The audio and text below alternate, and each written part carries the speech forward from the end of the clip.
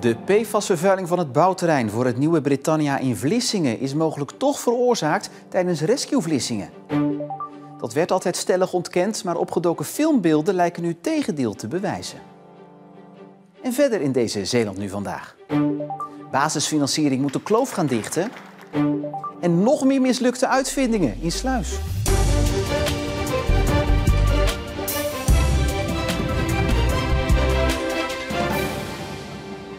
Goedenavond.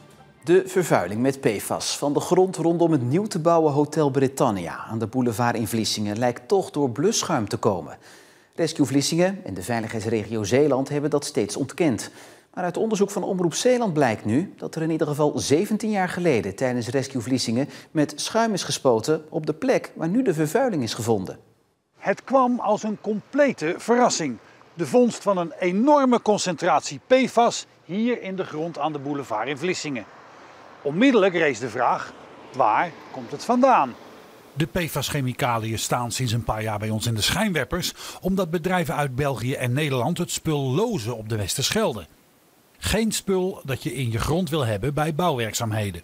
Zowel PFAS als PFOS zijn middelen die door de mens gemaakt zijn en dus niet door de natuur. Daardoor breken ze totaal niet af en moeten, als het dadelijk gereinigd moet worden, met hoge temperaturen verbrand worden bij speciale verbrandingsovens.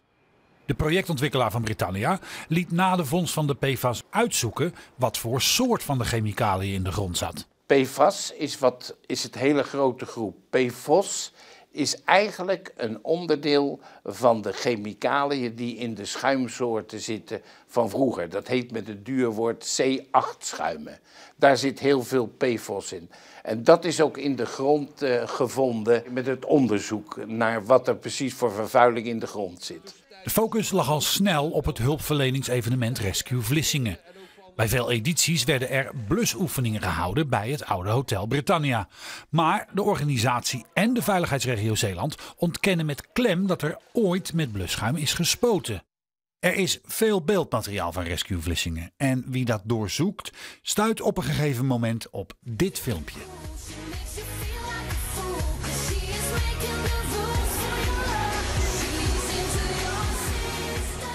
We legden het filmpje voor aan Jack van Schoneveld. Daaronder ziet u het blauwe en daarboven het donker en daartussen is het wit.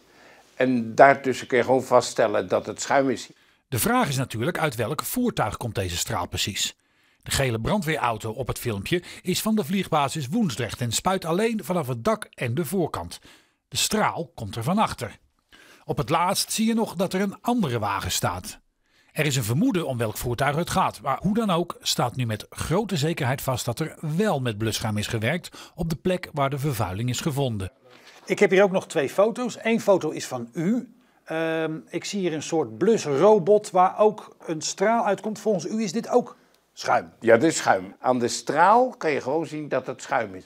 Ik heb hier een foto uit 2018, heb ik iets opgeblazen. We zien hier weer die crashtender uit Woensdrecht. Ja, dit is een waterplasje, hier is het schuim wat minder. Maar dit is duidelijk zwaar schuim, zoals we dat noemen, wat ze gebruikt hebben.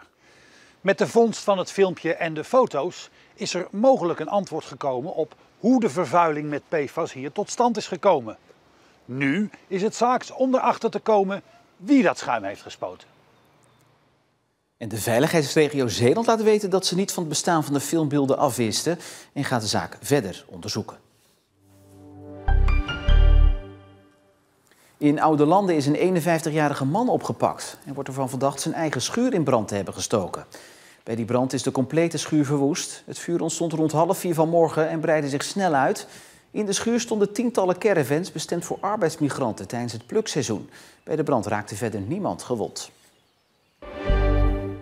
Het risico op een natuurbrand in Zeeland is verhoogd naar de hoogste alarmfase.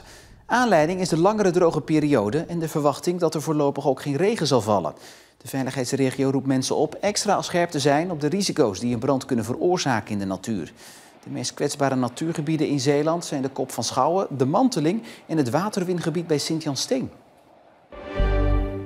Bij een arbeidsongeval in Sint-Arenskerk is vanmorgen een persoon gewond geraakt. Het slachtoffer is volgens HV Zeeland met spoed naar het ziekenhuis gebracht.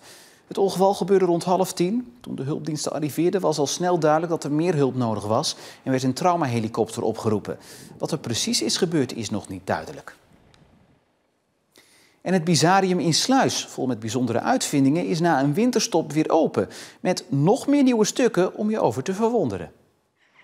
Een robothand uit het jaar 1550 en een jetpack om mee te vliegen. Hello, welcome. Zomaar een greep uit de collectie uitvindingen die in het Bizarium in Sluis te bewonderen zijn.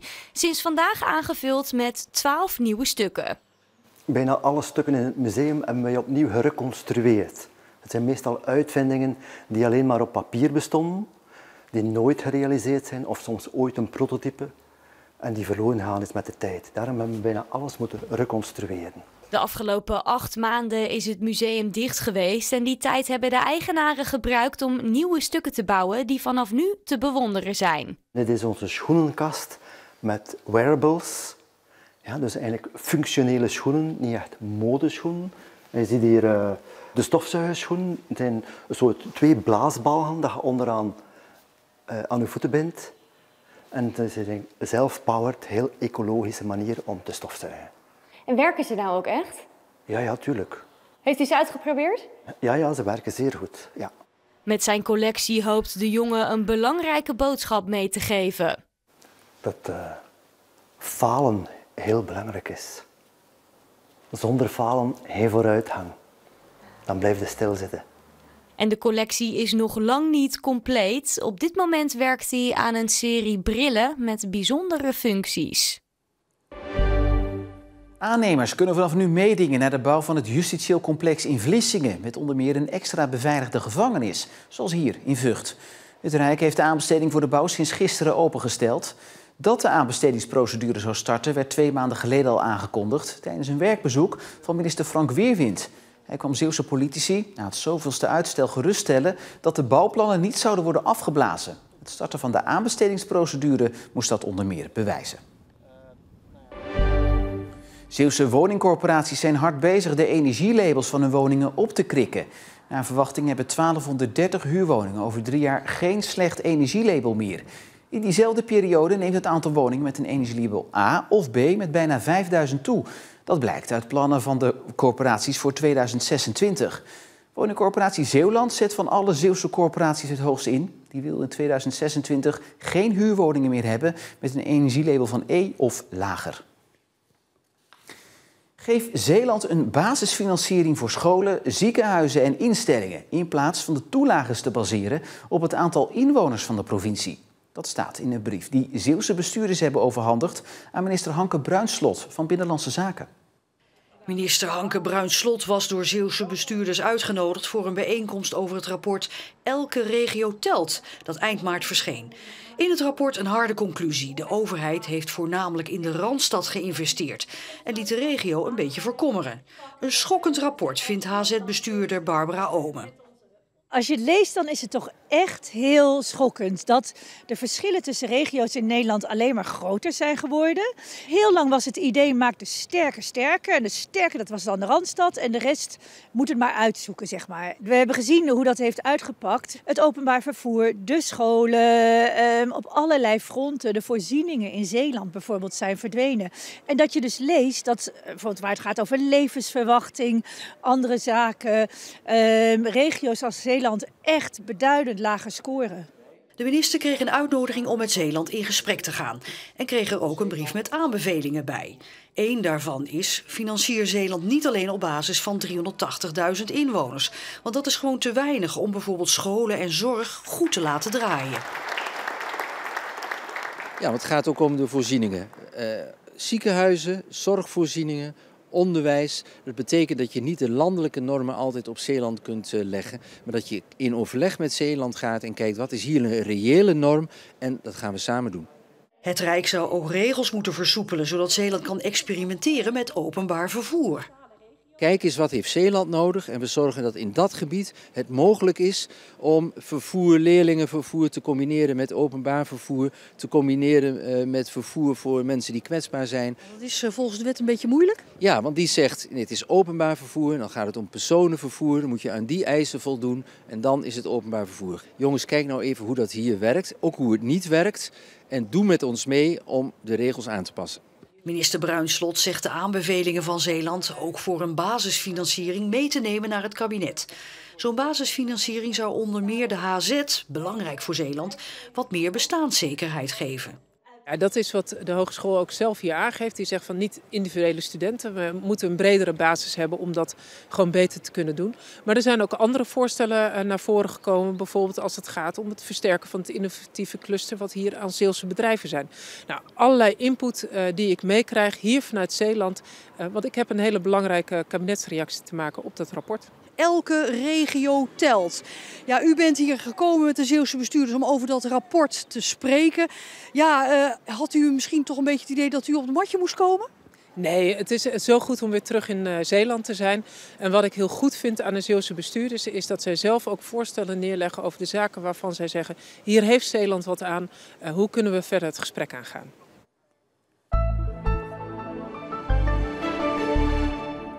Na een iets wat bewolkte ochtend werd het nog een stralend blauwe dag met aan zee nog wat wolkenvelden. Bij maximaal 18 graden was het wel frisser dan de afgelopen dagen. Vanavond en vannacht komt er wat bewolking binnendrijven. Morgen lijkt dan vervolgens een herhaling van vandaag te worden, maar dan wel warmer dan vandaag bij maximaal 20 graden. En het weekend ook droog, zonnig en temperaturen die iets boven de 20 graden liggen. En tot slot nog even dit, want in Vlissingen vindt een bijzondere herdenking plaats aanstaande zaterdag. Voor onterecht veroordeelde mensen voor hekserij. Want ook Zeeuwen zijn slachtoffer geworden van de heksenvervolging. Blijkt uit een klein onderzoek van de organisator van de Zeeuwse herdenking. Over het hoe en wat kunt u natuurlijk bij ons online terecht, in onze app of natuurlijk op omroepzeeland.nl. Tot zover deze Zeeland Nu voor vandaag. Nog een hele fijne avond.